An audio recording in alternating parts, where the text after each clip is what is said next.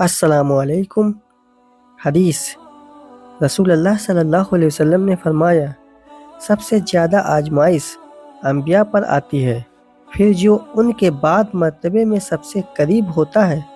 پھر جو اس کے بعد ہوتا ہے۔ انسان کو اس کے دین کے مطابق آزمایا جاتا ہے۔ اگر وہ دین میں مضبوط ہوتا ہے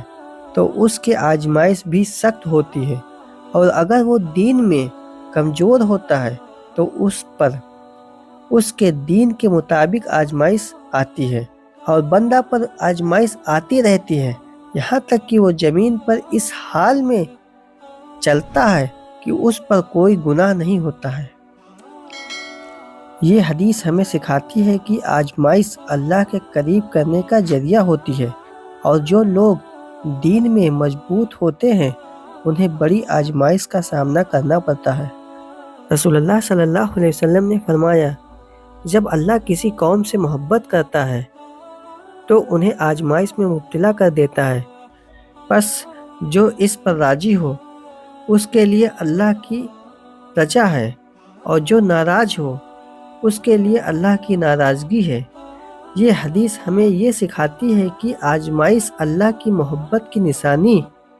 ہو سکتی ہے، اور جو صبر اور رضا کی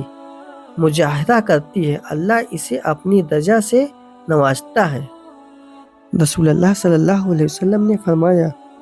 جو شخص جتنا بڑا اجر چاہتا ہے اسے اتنا ہی بڑی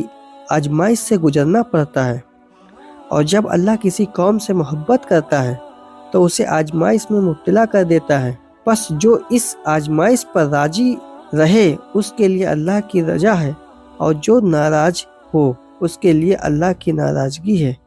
یہ حدیث ہمیں یہ سکھاتی ہے کہ بڑی کامیابی کے لیے بڑی آزمائشوں کا سامنا کرنا پڑتا ہے، اور صبر اور رضا اختیار کرنے والوں کو اللہ کی رضا اور بڑا اجر ملتا ہے۔ رسول اللہ صلی اللہ علیہ وسلم نے فرمایا،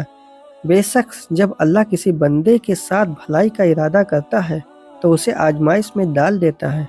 یہ حدیث ہمیں یہ سکھاتی ہے کہ آزمائش در حقیقت اللہ کی طرف سے خیر و بہتری کا ذریعہ ہوتی ہے، اور اللہ اپنے نیک بندوں کو آزما کر ان کے درجات بلند کرتا ہے۔ رسول اللہ صلی اللہ علیہ وسلم نے فرمایا، مومن مرد و عورت پر آزمائش آتی رہتی ہے، کبھی اس کے جان، کبھی مال پر، اور کبھی اولاد میں، یہاں تک کہ جب وہ اللہ سے ملاقات کرتا ہے تو اس پر کوئی گناہ باقی نہیں رہتا۔ یہ حدیث ہمیں سکھاتی ہے کہ آزمائش گناہوں کی معافی اور درجات کی بلندی کا ذریعہ ہوتی ہے، اور صبر کرنے والا اللہ کے حضور پاک ہو کر حاضر ہوتا ہے۔